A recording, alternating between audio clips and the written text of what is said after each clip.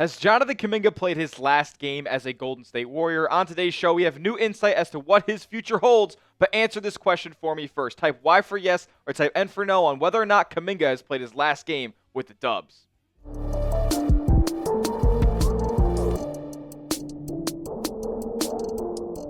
What's going on, Dub Nation? You're watching Warriors Today by Chat Sports. I am your host, Tyler Smith, and on today's show, a Warriors insider that everybody seems to know at this point because we cover his stuff a lot on the show, Anthony Slater, has shared the latest on what Jonathan Kuminga's future will look like with the Golden State Warriors, without the Golden State Warriors. He is hitting restricted free agency this summer, and who knows as to whether or not he's played his last game in blue and gold.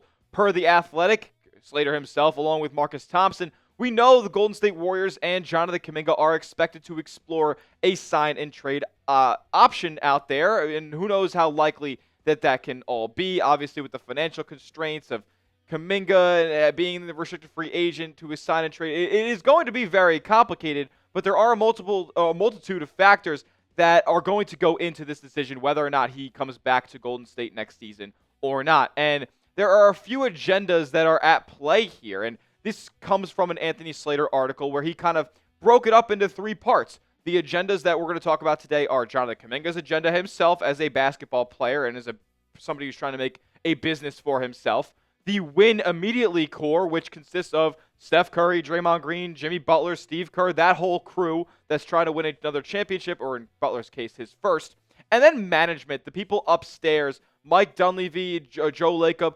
Do they think similarly? Are they on different pages? Like there are so many different brains that are in this kitchen as to whether or not Jonathan Kuminga is going to be back with Golden State. So let's take this all in different pieces, starting with Kuminga himself. Look, we know that Jonathan Kuminga, and I'm assuming alongside him his representation, are going to try to do what's best for himself and the future of his career. And Slater gave us a couple of different little nuggets as to where Kuminga is at overall. He said Kuminga, quote, has not slammed the door shut on a Golden State return. And according to league sources around the team, that there apparently is no irreconcilable player and coach or player and organization personality clash. Like what we've known over the past year plus is that maybe Steve Kerr isn't the most fond of Jonathan Kuminga and his fit in the roster. We heard him go on the Tim Kawakami podcast and say out loud that Kuminga, he's not a guy who can play 38 minutes a night alongside Steph, Jimmy, and Draymond.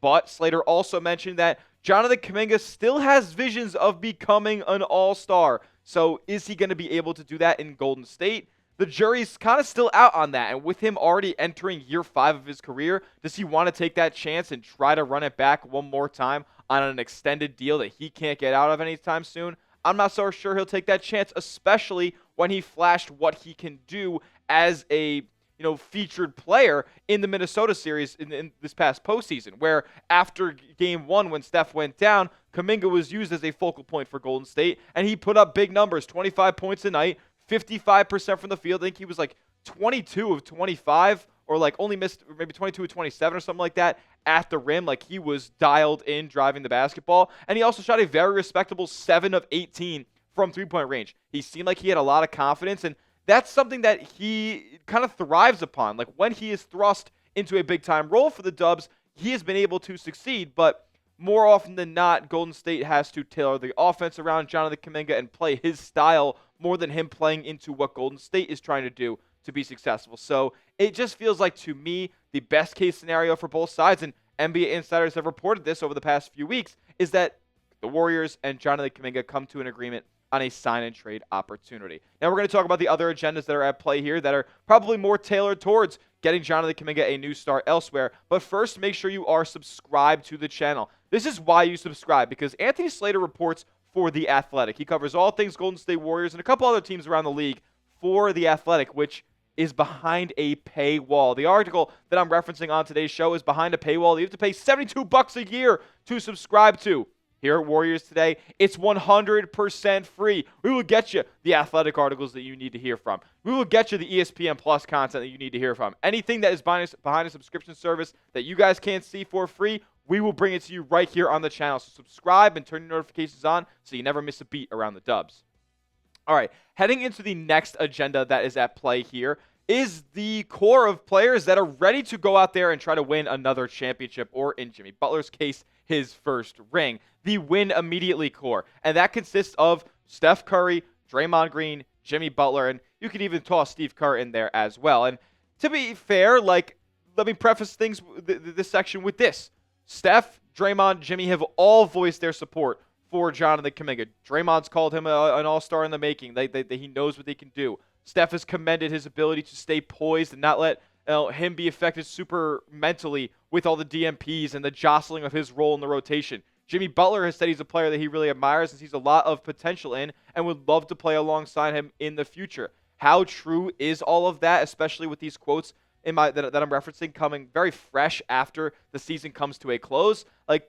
You never really know. And we know that Steph was reportedly very pissed off at the fact that the supporting cast could not go out there and win a game without him in the lineup against the Minnesota Timberwolves to make it easier for him to come back and play later on in that series. However, on the other hand, we do know that the people up top for Golden State, they have some differing feelings potentially than maybe the players do. Because the players on in the locker room, they all want to see their guys go out there and eat. But with Steph reportedly not being happy with what Golden State supporting cast could do without him, they're going to look at trades this summer. And Mike Dunleavy did say, we'll do whatever it takes via free agency, via trades, to make this team as good as possible and as tailored as possible to a championship run for Steph, Draymond, and Jimmy. But with only a $5 million biannual exception, a $14 million non-taxpayer mid-level, Golden State in free agency is only going to be able to get one or two impact guys this summer. They're going to have to improve the rest of the roster via trade. And they don't necessarily have too many intriguing trade chips outside of Jonathan Kuminga. He's a restricted free agent that is going to have to be sign and trade for them to get any value back on him. And to be honest with you, Jonathan Kuminga carries a whole heck of a lot more value as a 22-year-old with untapped potential than a Moses Moody who we saw shrivel in the postseason. And he's a mid-level guy at best.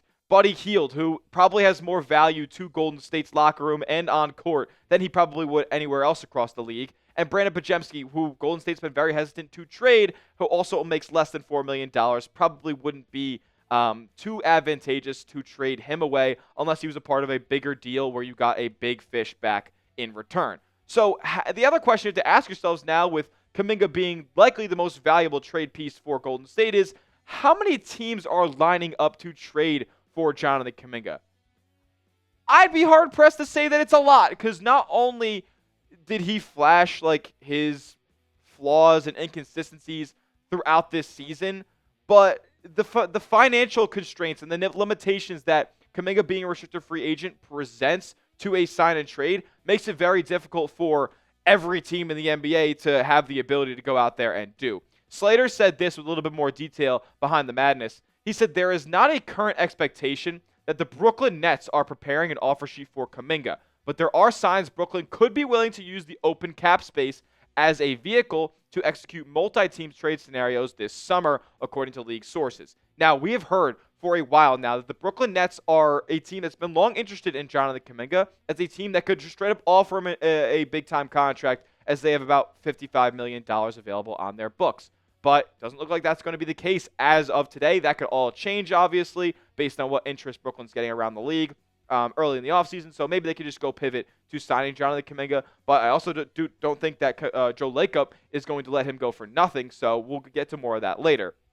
If Brooklyn does end up playing ball on a multi-team trade and they're able to absorb more salary from whichever team goes out and signs Jonathan Kuminga, because remember, Golden State, whatever is incoming to Golden State only counts for half of what is outgoing, whatever contract Jonathan Kuminga signs with his next team. I hope that's all making sense here. But if Brooklyn plays ball, more teams are able to make a deal for JK. And my ideal trade partner for Jonathan Kuminga is the Chicago Bulls. We talked on 2 videos ago about the prospect of bringing Kobe White back to Golden State in a potential Jonathan Kuminga sign and trade. I'm not so sure that Chicago is going to be willing to do that. I know Kobe White's probably not in their long-term plans, but do they see a one-for-one value going back in Kobe White to Golden State for Kuminga? I'm not so sure. But there are other players on the Bulls that I'd be willing to play ball with, like a Nikola Vucevic, like a Lonzo Ball, like an Ayo Dosunmu. They have guys who I would want in Golden State's rotation. Doesn't have to necessarily be Kobe White. I just think they have the clearest avenue to making a Jonathan Kuminga sign and trade work with. They can probably use him as a focal point in their offense, and they have a bunch of players who would be good, solid rotational pieces heading back to Golden State in an exchange. But let's hear from you guys. What is your ideal spot for Kuminga to land, and what's the ideal package coming back to Golden State in a sign and trade? Comment that down below. Your ideal Jonathan Kuminga sign and trade package coming back to Golden State. Let me know what team. All right, and the last participating agenda after Jonathan Kuminga and the players that need to win a championship right now, it's management. And all three of these facets can have differing opinions on what Jonathan Kuminga's future should be. I think that 1 and 2 here probably are more tailored towards him finding a new home. But we do know that Warriors owner Joe Lacob is a big old fan of Jonathan Kuminga. We know he will not let Jonathan Kuminga go quietly. In the article that we heard from at the end of the season from Marcus Thompson, we said he said that it would be hard to believe that Kuminga leaves and Joe Lacob just lets him walk for nothing. Like he wants it to get some value back for him if he believes his time in Golden State is up. You see, Lacob wants the young talent on this roster to succeed. He's still so fixed on this 2-timeline approach where it just doesn't make sense to really play ball with him. I don't think Joe Lacob should be involved in basketball decision-making, really at all for Golden State moving forward. We know he was a huge piece about drafting Kuminga, a huge piece of holding him back from any potential trades, and he's now a huge factor in him potentially returning back to Golden State. Mike Dunleavy, he did also say that he wants to bring Jonathan Kuminga back, and I could see the perspective from Dunleavy here. We also know that he's not going to come out in an exit interview right after the season ends and be like, yeah, Jonathan Kuminga, thank you for your services. We'll see you. We're going to try to get something going, no doubt about it. He's going to, highlight the positive qualities about JK. He's going to talk him up. And honestly, go to public with the impression that the Warriors want Jonathan Kuminga back. They see him as a commodity, so the other teams will see the value in him and want to potentially make a deal and send assets back. Dunleavy said this. He said, I look at the things that Jonathan Kuminga does well. Getting to the rim, finishing, getting fouled. These are things that we greatly need. We know he can bring those to the table. It's not hypothetical. It's not a guy in the draft that we think can do it. He's shown for 4 years he can do that. For that reason, we'll try to bring him back. Look, I get the thought process here from Dunleavy, and from what I just said, I also understand that he has to kind of talk Jonathan Kuminga up. He has to sell him to the rest of the NBA. But I can't ignore the flaws that Kuminga has shown. The tunnel vision, the lack of wanting to fit and adjust and play off and be a complementary player in Golden State's system. The way that Kuminga has tailored his game and wired his brain to play basketball, he thinks he's the man. And I think he can go do that on a very bad team and go play inefficient basketball, lose a lot of games, put up a bunch of numbers somewhere else. Because that's what he has done for Golden State. Look, I want to, maybe I'll find this statistic for you guys over the next couple of days, but I want to know the Warriors record when Jonathan Kuminga scores 20-plus points. Because in the 10 games before injury, when he suffered that ankle sprain in January, he was balling out. 21 points a night, good three-point efficiency. He was crashing the glass as well, doing the things that we wanted him to do. But after the return from that 2-month ankle sprain, he was a shell of himself, and he wasn't even the player that we thought was taking the leap from last season to this year. He regressed all the way to pre-2023 Jonathan Kuminga. So it's not great that we didn't see him, play to the fullest potential next to Steph, next to Jimmy, next to Draymond. To be fair, he didn't get a ton of burn next to those guys. And if Steve Kerr has also said if he does, he will be in those lineups very frequently at the start of next season. He wants to feature Jonathan Kuminga heavily, especially if Golden State is going to give him a substantial contract. And it looks like there's a possibility that Kuminga does come back on a multi-year deal, and they could potentially look at moving him more down the line, or he ends up working out for this roster. Slater with this big quote that I want to harp on big time. He said the Warriors front office, Kuminga's representatives, and the league are all expected to explore all options heading into July. But team sources have been hinting that because of the market and financial restrictions, there's a likely world where the most obvious and prudent path is for them to bring Kuminga back and figure the rest out later.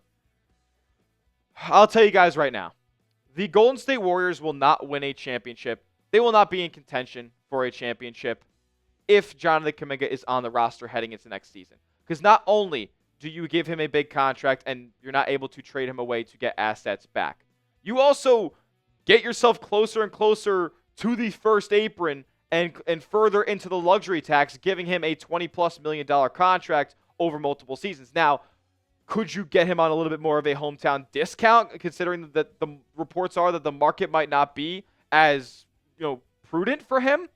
Perhaps, but it's still likely that he makes something close to $20 million annually.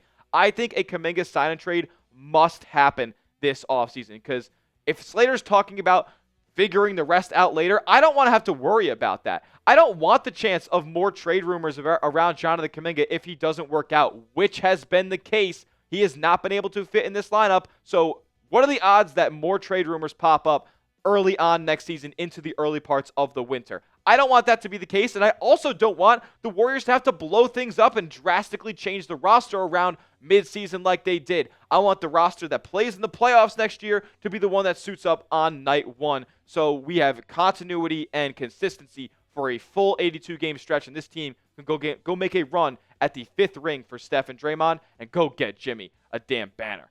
What do you guys think? Predict it for me one more time. Has Jonathan Kuminga played his last game as a Golden State Warrior? Why for yes and for no? I want to hear from Dub Nation. Let me know in the comments section. And make sure you are subscribed to the channel, because if any more updates come out around JK, we're going to have them for you right here at Warriors Today. So lock us in as the #1 spot for Warriors content on YouTube. We'll see you guys all in the next one. And as always, let's go Dubs.